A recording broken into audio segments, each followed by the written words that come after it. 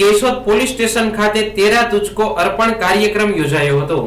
એક મહિલાને તેના ₹22,000 પરત અપાયા હતા। કેશોદ પોલીસ સ્ટેશન ખાતે તેરા તુજકો અર્પણ કાર્યક્રમનું આયોજન કરવામાં આવ્યું હતું।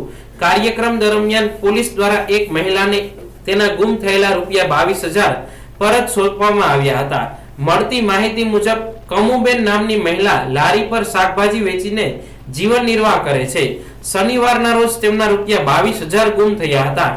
આ અંગે તેમણે કેશોદ પોલીસ સ્ટેશનમાં અરજી આપતા પોલીસે તાત્કાલિક કાર્યવાહી હાથ ધરી હતી।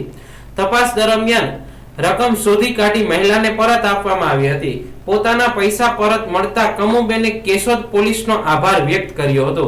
તેમણે જણાવ્યું હતું કે પોલીસની ઝડપી કામગીરીના કારણે તેમને તેમની મહેનતની કમાણી પરત મળી છે। સાથે જ તેમણે કેશોદ પોલીસ સ્ટેશનના તમામ પોલીસ કર્મચારીઓનો પણ આભાર માન્યો હતો। તેરા તુજકો અર્પણ કાર્યક્રમનો મુખ્ય હેતુ ગુમ થયેલી મિલકત અથવા રકમ તેના મૂળ માલિકને પરત સોંપી લોકોમાં પોલીસ પ્રત્યે વિશ્વાસ વધુ મજબૂત કરવાનો છે। કમુબેન મારું નામ છે અને રેકડી શાકભાજી વેચતી હતી ને એ મારા પૈસા શાકભાજી વાળા લેવા આવ્યા ને એ લઈ ગયા।